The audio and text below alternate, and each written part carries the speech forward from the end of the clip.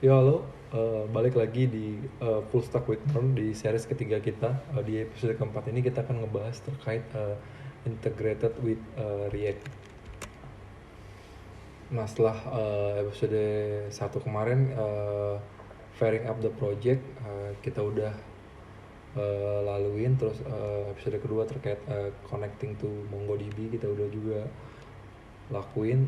Terus terkait server IP endpoint kita udah ngebahas apa itu API, konsep API seperti apa. Terus bagaimana cara kita ngebikin sebuah backend, bagaimana cara kita ngebuat sebuah fungsi untuk melakukan create, update, dan delete. Terus di episode keempat ini bagaimana cara kita ngebuat front end-nya ya. Kemarin kita udah buat back end-nya dari sisi server API endpoint-nya, dan bagaimana cara kita ngebuat si front end-nya di episode keempat ini. Oke. Di episode keempat ini kita akan ngebuat front end menggunakan framework-nya React ya. React itu apa sih? React itu adalah sebuah library dari JavaScript yang digunakan untuk membangun antarmuka atau user interface, terutama untuk aplikasi berbasis web. React dikembangkan oleh si Facebook ya, sekarang namanya Meta, dan pertama kali dari tahun 2013. Salah satu fitur utamanya adalah pendekatan berbasis komponen, yang dimana UI dibagi menjadi bagian-bagian kecil yang dapat digunakan kembali, yang disebut komponen. Jadi sangat dinamis sekali ya. Selain Facebook dan Instagram, perusahaan besar seperti Airbnb, Uber, Netflix, WhatsApp, dan Twitter juga menggunakan React sebagai sebagian besar antarmuka pengguna mereka. Nah di React ini konsep dasarnya masih sama ya, karena secara komponen struktur dia dibagi antara front end dan back end, jadi lebih dinamis, lebih kompleks secara front end-nya. Hari ini kita akan ngelakuin 9 langkah ya. Kita masuk ke folder kita belajar.learn, terus kita install paket namanya npm create. Terus kita masuk ke dalam folder client, kita install npm install, terus kita install si Tailwind sebagai CSS-nya. Terus kita config si Tailwind. Ini terkait fungsi dari file-file import aset-aset kita ya. Terus kita konfigurasi index.css. Terakhir kita install paket React Router DOM. Itu kita bahas satu-satu untuk paket ini fungsinya buat apa-apa aja. Langsung kita coba ya.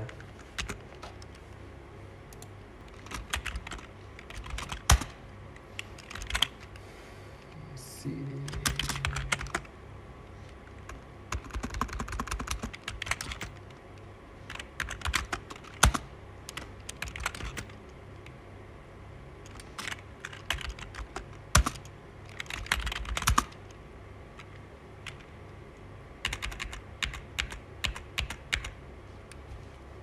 Sini kita akan ngebuat template React ya. Kita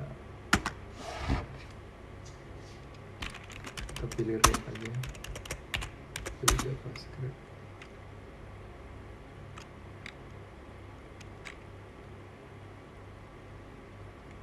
Terus kita masuk ke client,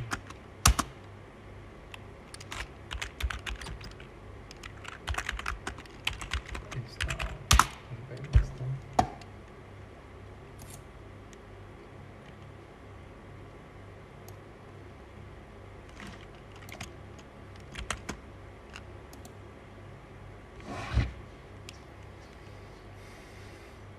Setelah itu kita mengconfig tailwind.config.js ini ya. Nah apa aja sih tadi itu? Perintah npm create, kita add latest client, cara cepat untuk buat project React baru menggunakan Vite sebagai alat build, mengatur semua yang diperlukan untuk memulai pengembangan aplikasi React dengan cepat. Vite ini jadi salah satu template-nya mereka ya, template React yang mereka ya. Ini adalah manager paket untuk JavaScript yang digunakan untuk mengelola paket dan dependensinya. Create VT adalah perintah untuk membuat proyek baru menggunakan template yang disediakan oleh VT. Nah, ini template defaultnya si VT ini. Ini menunjukkan bahwa kamu menggunakan versi template baru. Latest menemukan fitur yang perbaikan terbaru yang tersedia. Klien, kata klien ini buat fungsinya buat bikin folder ya. Create VT latest klien dia buat folder klien. Terus template React template ini digunakan untuk menggunakan template yang ingin digunakan saat memulai proyek baru. Oke, kita lihat apakah sudah selesai. Oke, dia sudah selesai. Setelah npm install, kita installnya si tailwind-nya.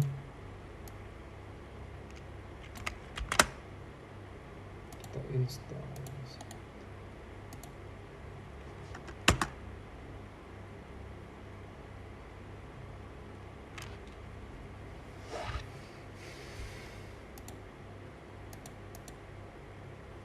Nah, npm install ini buat apa sih?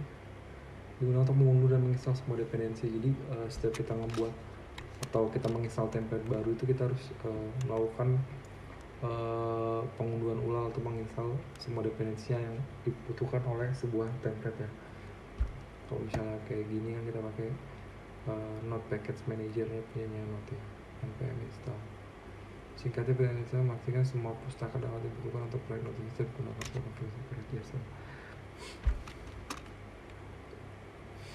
Nah, si tailwind ini udah sukses. Fungsinya buat apa ya? Perintah tailwind ini untuk styling. CSS ini emang buat styling ya. Prefix vendor, memastikan bahwa kode CSS yang ditulis dapat bekerja di berbagai browser modern. Jadi kita menambahkan auto prefixer, jadi bisa di encode semua browser itu sama ya. Tailwind ini framework CSS ya, browser itu yang mungkin kamu gaya langsung dalam markup dan menggunakan kelas-kelas yang telah disediakan. Ini membantu membuat antarmuka yang cepat, konsisten tanpa harus menulis CSS khusus dari awal. Ini kita udah disediakan sama si tailwind ini beberapa style name, misalnya buat heading, buat margin, callout itu bisa tinggal dipanggil aja sesuai fungsinya. Post CSS upload, pengguna plugin untuk transformasi seperti penambahan fitur baru, kompresi, atau penggunaan sintak CSS modern. Tailwind bisa menggunakan post CSS sebagai alat untuk memproses mengutamakan file CSS. Graphic vendor tadi itu ya, tanpa perlu melakukan proses secara manual, dan menunjukkan bahwa paket-paketnya itu bukan saat pengembangan, bukan saat aplikasi dijalankan di lingkungan produksi. Ini oke, setelah itu kita lakukan konfigurasi tailwind-nya ya. Kita kopikan aja ini.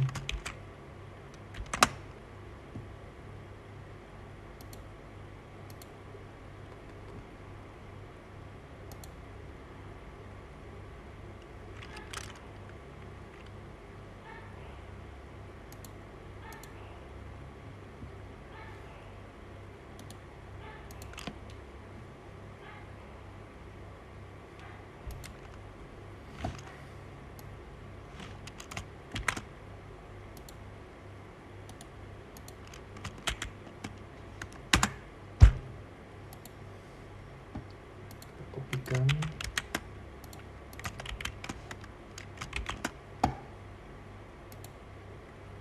Terus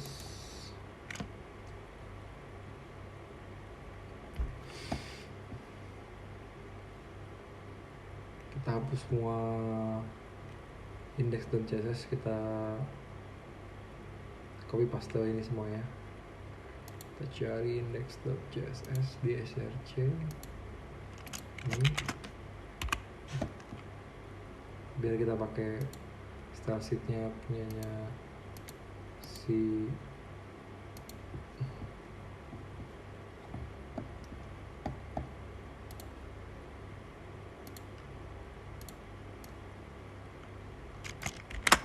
tailwind. Oke.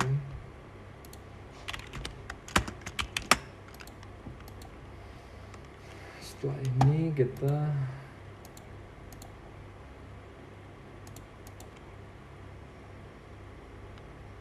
install paket.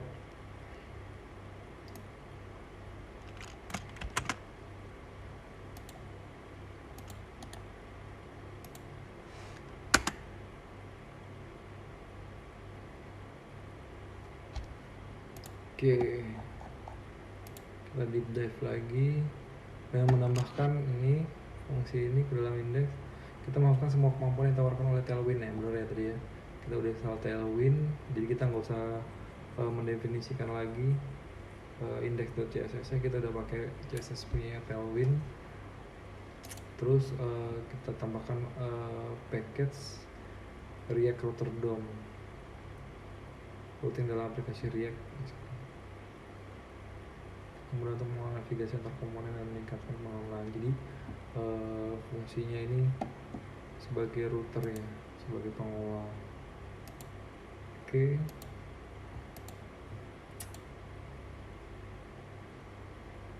Ini kita udah buat semua ya. Kita udah install si connection tadi. Kita udah install template-nya si React. Kita buat folder client, kita install dependensinya, terus kita install si CSS-nya. Untuk prefixer ini buat bisa jalan di semua browser. Terus kita config biar semuanya ngerouting di tailwind config.js. Ini juga kita udah ngelakuin perubahan biar dia menggunakan style sheet dari tailwind.css. Terakhir React Router DOM ini fungsinya untuk ngerouting semua yang kita fungsikan di front end. Oke, itu aja. Terakhir, connection to the front end to the back end ini kita akan mengintegrasikan antara front end tadi, server API endpoint yang udah kita buat, terus itu sebagai back end, dan integrated React sebagai front end biar bisa connect ke MongoDB nya juga. Oke, thank you.